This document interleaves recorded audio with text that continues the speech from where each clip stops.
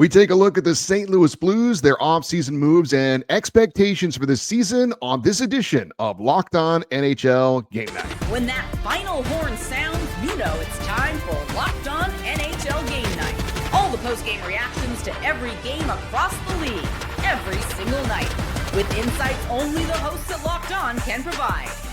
Prepare to experience game day reactions like never before, only on Locked On NHL Game Night. Your team every day. Hey, hockey fans, welcome to Locked On NHL Game Night, part of the Locked On Podcast Network, your teams every day. Thanks for making Locked On NHL Game Night your place to get a recap of the night in the NHL during the regular season and playoffs. We are available wherever you get your podcasts and on YouTube. Today's episode is brought to you by FanDuel. Download the FanDuel app now by visiting FanDuel.com and win $300 in bonus bets if your first $5 bet wins. I'm Eddie Garcia, an LA Kings fan on the West Coast. He is Shukri Wrights, a Boston Bruins fan on the East Coast. Together, we're normally discussing all the goals, saves, big moments, and stories from the night in the NHL, but the offseason is winding down. We'll get to those games coming up soon, but we still have time to recap the offseason for one of our teams in the NHL. And Shu, today we're going to be talking all about the St. Louis Blues. There's no better time than the present, and I'm excited to talk about the Blues, but then also look back on what was a pretty wild season for the Blues and an epic ending as well, which hopefully will be a launch pad into the new season that is about to start. All right, well, we are excited to talk about the Blues, and to help us do that, we are bringing in the host of Locked On St. Louis Blues, and she is Haley Taylor-Simon. Excited to find out all about the team that she covers on a daily basis. Haley, thanks for doing this. How you doing? Doing good. Thanks, guys. I definitely know I'm going to be a little upset talking about the end of last season, just how it all went down, but I'm willing to do it one more time for both of you. Well, I appreciate that for you. Oh, well, no, that wasn't necessary. That wasn't necessary. Yeah, for people who don't remember, I'm sure they all do, but a heartbreaking end to last season, literally seconds away from advancing to the second round and eliminating the President's Trophy winners, the Winnipeg Jets, but they tie it up on a miraculous goal, and then in double overtime, it ends up not going the Blues' way. I don't know how steeped you are in the history of the St. Louis Blues, but it would be hard to imagine there being a less heartbreaking end to a season than this. Where does this kind of rank in the heartbreak history of the St. Louis Blues, maybe even the city of St. Louis? And are you concerned that maybe this carries over in any way to this season? Yeah, no, that's a great question. So the Blues have a notorious history of being first round exits. It's happened since the beginning of time in Blues history. So it is heartbreaking. I mean, I think about 2020 when Binnington wasn't really feeling his best and playing his best. But again, at the end of the day, 1.6 seconds, it's going to haunt us. But it's hard. It's still difficult to even process what happened, if I'm being completely transparent with you, Eddie and Shu. The way that the Blues played in that series was just phenomenal after the first two games. And when they went back on home ice, something changed. I mean, they were able to get Connor Hellebuck pulled in all of the games on the road for the Jets. So clearly the Blues were doing something right. However, they were without Dylan Holloway, who is such a big factor offensively, and he really just helped Jordan Kyrou exceed. So at the end of the day, the Blues weren't supposed to be there as it was. They had a 12-game win streak at the end of the season, which got them up in the rankings. However, not easy. Seconds away, 1.6 seconds away. But instead of looking at that final game 7, which I'm sure that may be a recurrent on theme here for the first part of the show, take a look back at the final stretch of that season in which that the Blues, they just went on an absolute tear, going 24-3 in the final 27 games. And as someone who likes to look at the finer details as to what sparked the surge for the St. Louis Blues, what factor, in your opinion, do you believe what was the cause of the Blues catching fire at the right time? I have to give credit to Jordan Binnington. He is the staple of this team. And when Binnington plays lights out, it inspires the defensemen who, I'm going to be honest with, didn't have the best talent last season to step things up. And also scoring wise, you have to give credit to Robert Thomas that really led offensively. But The thing with the Blues is, right, you had about 5 players on last year's team who are still on this year's team that won the cup in 2019. And they were such a bad team in 2018, 2019. I mean, and I hate to, beat them down a little bit right now, but they were not a good team. They were actually the worst team, literally the worst team after January. So for the Blues, they know what it's like to come back and be those comeback kids in a sense. But at the end of the day, you have a new coach within Jim Montgomery who honestly inspired a lot of these players to play hard and play for the city. And when they did have Coach Bannister, Drew Bannister, I don't necessarily think the transition from him as an AHL coach to an NHL coach really resonated with a lot of players. I don't think that he was ready for that. And it's not a disrespect on him. I mean, he's done great things for the Thunderbirds in the past. But at the end of the day, it's too big of a jump, right? Players, sometimes it's too big of a jump for them. Coaches, same thing here. So I think with having Montgomery, I think having a Binnington that went lights out, having a Robert Thomas who was just the thing about Robert Thomas, and I could talk about him forever, he sets up plays so well and so advanced. And while he may not be the guy scoring, he allows others to score. Also, the addition of Cam Fowler, too. So there was a lot of positives last season, especially towards the mid slash end of last season, which helped this team finally get on a win streak. And they wanted to go to the playoffs. I mean, I spoke to Braden Shen last October, and he told me that they had to go to the playoffs. It was playoffs or nothing. So I know it's hard to kind of shake off the way the season ended, but when you look back on last season, the expectations going into it, do you still feel that even though the end was traumatic and difficult, that the season was still a positive step forward? Was it still a good season for the Kings, or for the Kings, excuse me, for the Blues, despite the way it ended? Yeah, that's a good question. So for the Blues, I did predict before the season begins. I always do my predictions. I had them actually being the wild card 2 team, and I had them losing in the first round of the playoffs. So on paper, yes, it was successful. But it goes beyond how they did overall. It goes beyond that. You have a new head coach, as I mentioned, Jim Montgomery. That was a success. That was a win. You have a defenseman within Cam Fowler who had his best season last year with the Blues after spending 9 seasons with Anaheim. So you have that as a positive. You had the Four Nations. You saw Jordan Binnington lights out a net. And you got to see Colton Parayko really take a step up in his leadership defensively. So there was a lot of positives. Jordan Kyrou with a 70-point season. You saw Jimmy Snuggerud get called up for 7 games in the regular season. And yes, he played phenomenal in the playoffs in that round 1. So in the sense of positives, there's a lot. Holloway Broberg, obviously, that's a big one. But it goes beyond how they concluded the season.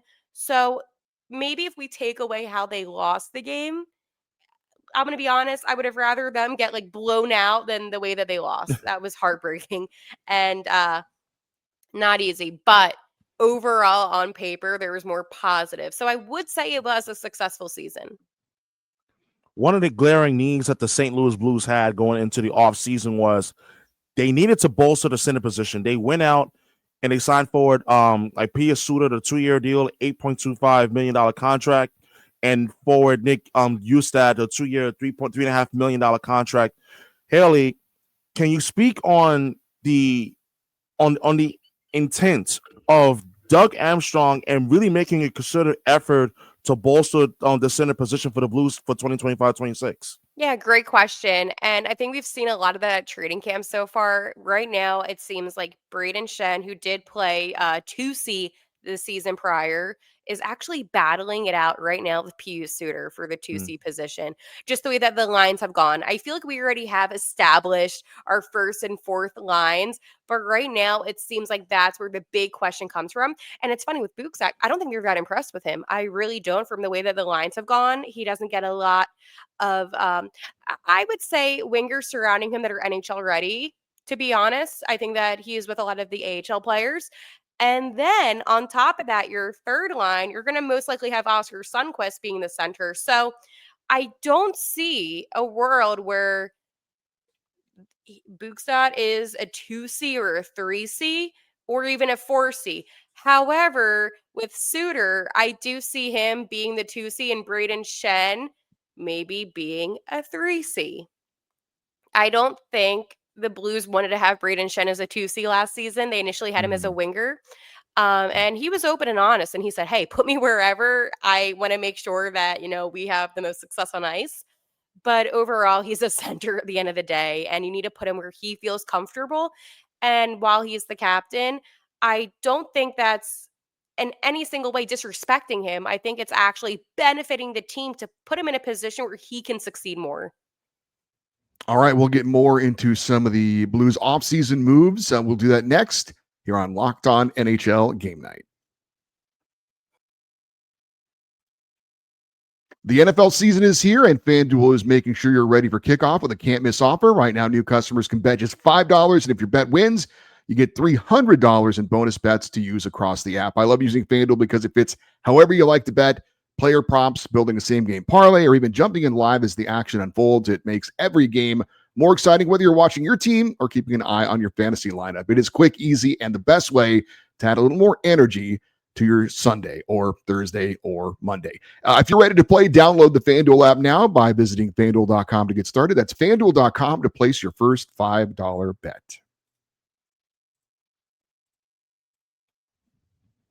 All right, we are continuing with Haley Taylor-Simon, host of Locked On St. Louis Blues. And Chu mentioned a couple of the additions. Pius Suter, I know you brought in a defenseman and Logan Mailloux as well, re-signing Nathan Walker to come in as a depth forward. Overall, when you look at the moves that were made this offseason by St. Louis, was it the right moves, underwhelming? How do you kind of look at, as far as the whole, as far as what the moves that were made? They were fine. I mean, if there was one move that I would have preferred, it would have actually to have been to re-sign Ryan Suter. I think that he played so well defensively last season, and just a one-year extension could have gone such a long way. But at the end of the day, I was really conflicted actually about the trade of Zach Bolduc to the Canadiens for Logan Mailloux, right? Because Bolduc, I mean, they talked him up. This kid has so much potential. He's the future of this team. And then they trade him. And it makes you kind of question, okay, well, why would they do that? Well, Doug Armstrong shed some more light on it, and he said that they wanted Logan Mailloux initially in that draft. However, Logan took himself away from the draft, and the Canadiens still drafted him.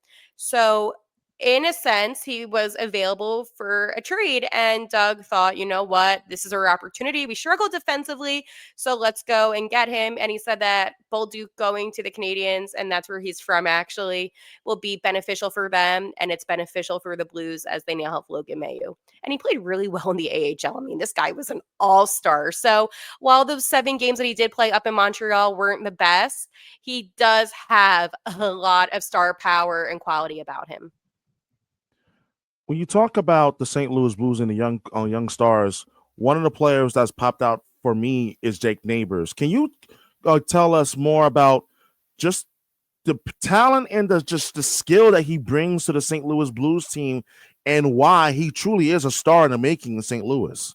Yeah, so Jake didn't have the best season last season, especially in the beginning of the season. But as it went on, he definitely played a lot better. Jake is such a playmaker and he's so scrappy on the ice and not afraid just to shoot. And what I like a lot about Jake Neighbors is that he knows what he needs to work on and he's very transparent about it. I spoke to Jake last season. And the Blues, they had a really bad loss to the Ottawa Senators. It was really bad and ugly.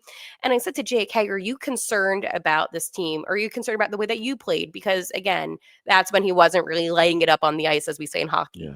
And he said, I know I'm not playing well. I'm going to hold myself accountable and I'm going to put in the work. And I think for him being so young and just being so aware of what he needs to do and he's so coachable makes him a player that has a lot of potential. And it's hard to judge a player based off of one season because, again, his rookie season, he did play phenomenal hockey and he was a standout. But I mean, when you have one of those seasons where you kind of blend in too much, that's also not acceptable. You need to try to be a standout as much as you can, especially this day and age in the NHL, where you have guys younger than you that want a roster spot. There were a lot of rumors last year surrounding Captain Braden Shen being traded. That did not happen. Is that going to continue to be a thing this season? And for people from the outside looking in, wondering why you want to trade your captain, a guy who seems to be, a very important piece of the roster. Why do those rumors continue to kind of be out there? And will they be again this year? Is it really a blue season if we don't have rumors about trading a player? I mean, it's Torrey Krug and now it's Braden Shen. And Jordan Bennington. But talking on Captain Braden Shen, I think that people think that they can just move somebody because maybe they're not playing how they did in their prime. But at the end of the day, he has a no trade clause. And if he doesn't want to leave, he doesn't have to leave. And a lot of people then call these players selfish, and Braden Shen is the least selfish player. I mean, I just want to say this too. Besides what he does on the ice, what he does for the community and all the charity work that he does for the community in St. Louis is why we love him so much. He is one of those players that truly resembles and really does represent what it's like to be a St. Louis Blue.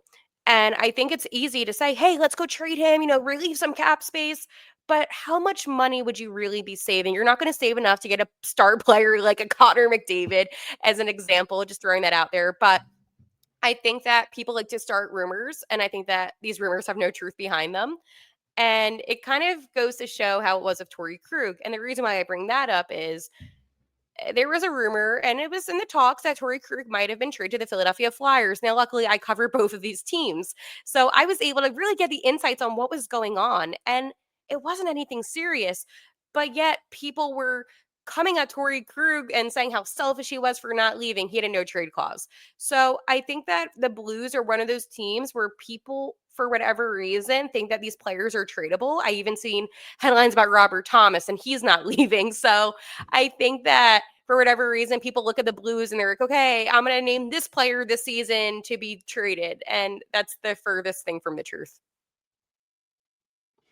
I was actually going to touch on Torrey Krug because it's been about roughly a year since he had the career-ending surgery in regards to the ankle issue that he had. How would you assess like Torrey Krug's like tenure with the St. Louis Blues? We all remember he left the Bruins after an extensive like start to his career in Boston, but he did have some injuries, but he was able to make some sort of an impact on the ice. So how would you assess Torrey Krug's Blues tenure now that he's about a year removed following his surgery? Nothing but respect for him. He gave it his all. I mean, he has a big body. He's not afraid to push guys around on the ice.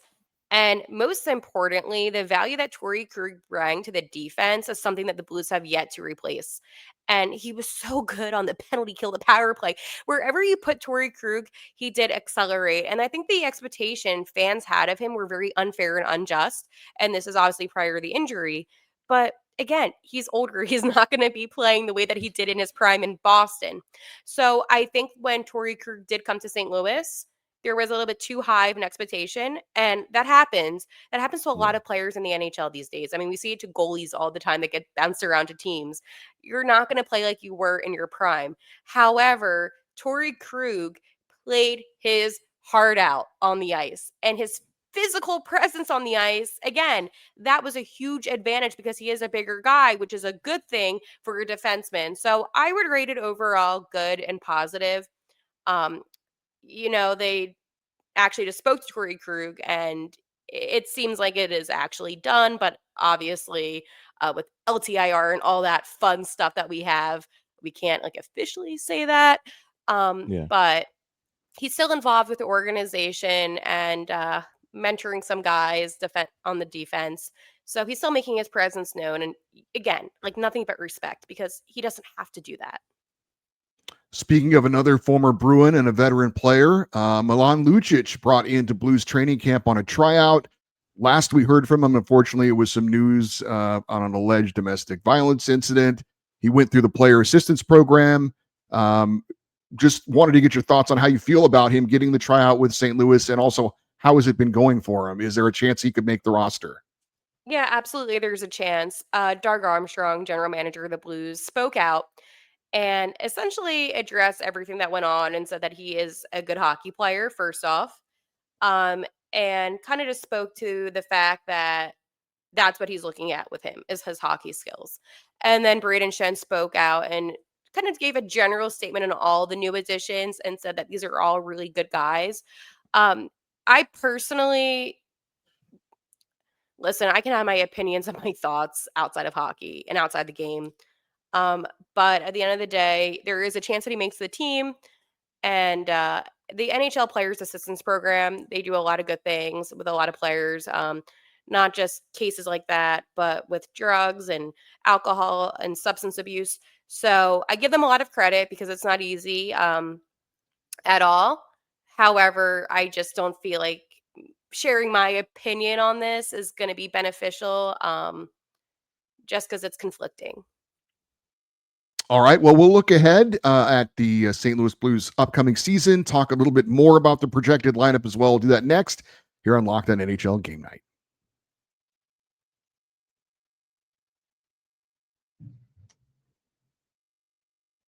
All right, we're wrapping it up with the host of Locked On St. Louis Blues, Haley Taylor Simon. Haley, I'm going to put a little graphic up here for those watching on YouTube. I'll read it off for the people that are listening on the podcast, but wanted to put up the projected lineup for the Blues and kind of get your thoughts on maybe where this hits and where this doesn't. So let's throw this up here. And the top line for the Blues projected, you've got a top line of Thomas centering Snuggerud and Busnevich. A second line potentially of Shen centering Kyrou and Holloway, third line of Suter with Neighbors and Bukestad, and a fourth line of Sundqvist with Torpchenko and Walker. The defensive pairings, you've got Parayko and Fowler, Falk and Broberg, and Mayu and Tucker, and a goaltending tandem of Bennington and Hofer.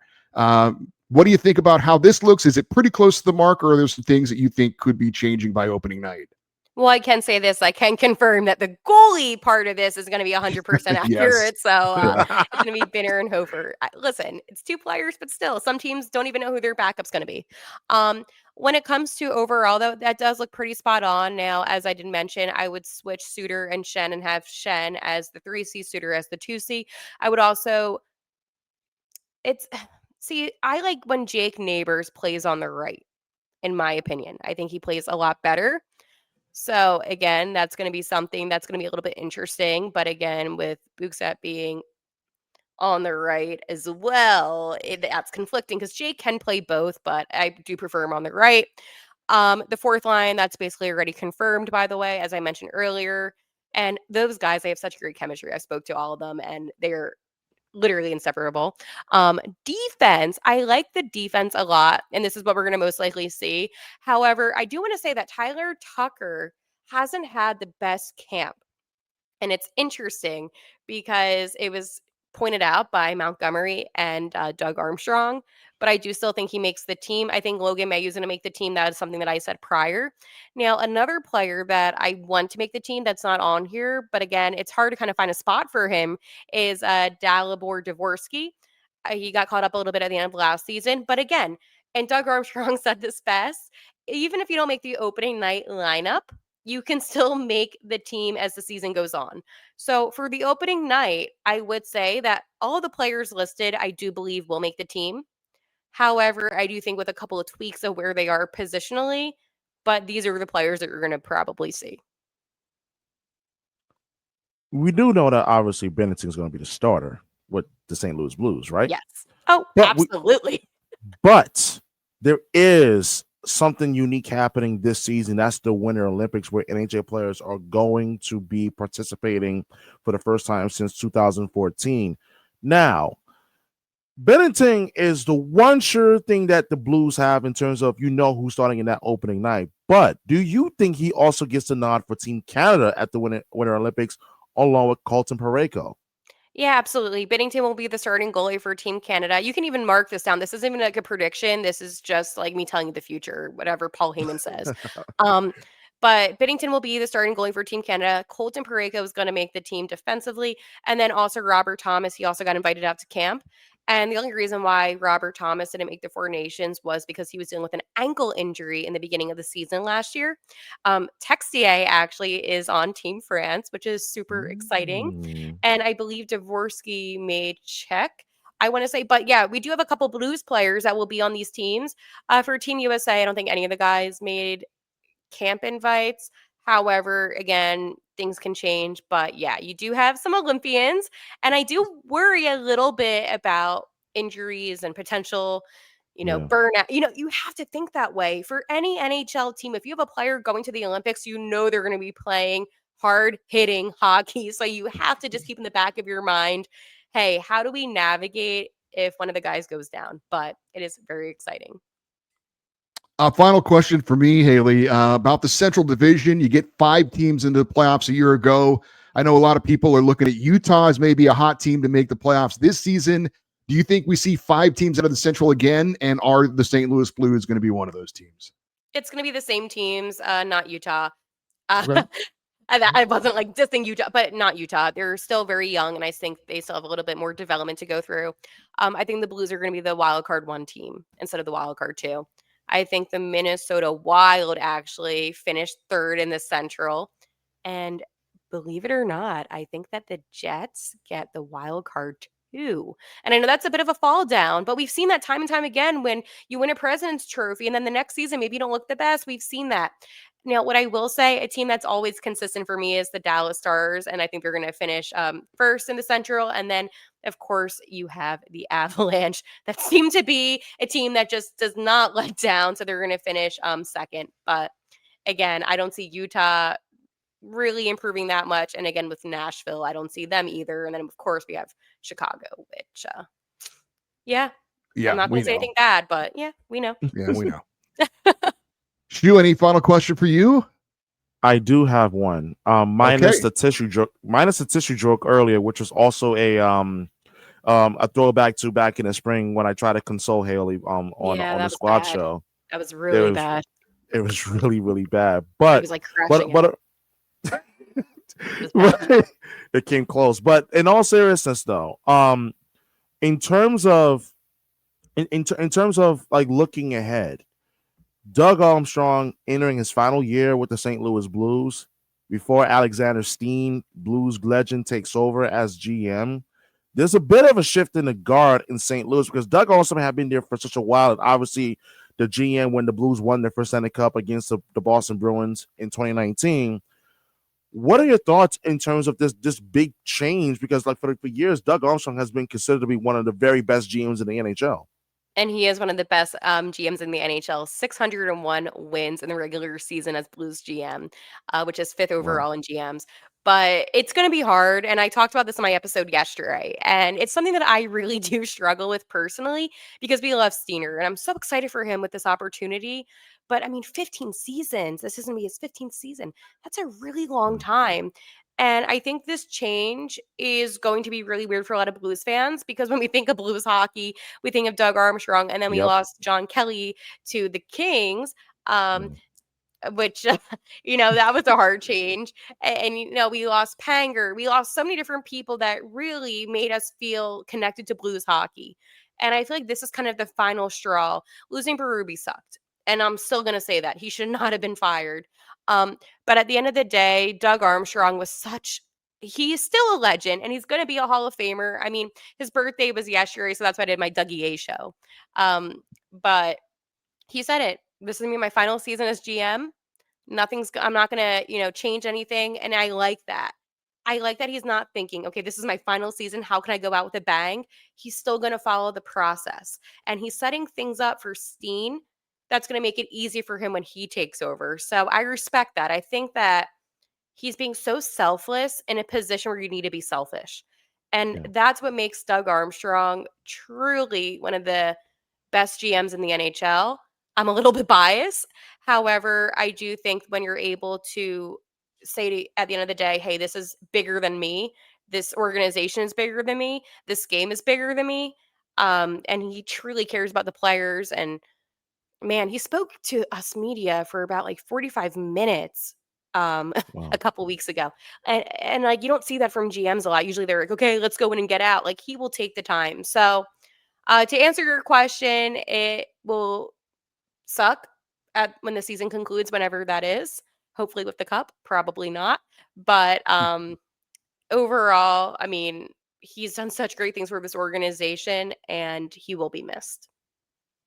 All right, the St. Louis Blues will open up the season October 9th at home against the Minnesota Wild.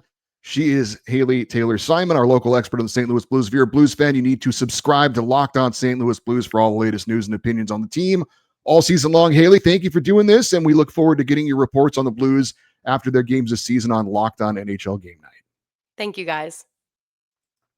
All right, and Shu, we have Locked on NHL Game Night coming up very soon. Do want to remind Yes, we do. everybody, if you missed any of our offseason team previews, they are available wherever you get your podcasts on YouTube. So if you want to find out more about all the other teams, they're available for you. But we will be here for you, Locked on NHL Game Night, after every regular season game, 7 days a week. So if you need a recap on the night in the NHL, make sure you check out Locked on NHL Game Night as well. I'm Eddie Garcia. He's Shukri Wrights. Thanks for listening and watching Locked on NHL Game Night, part of the Locked on Podcast Network, your teams every day.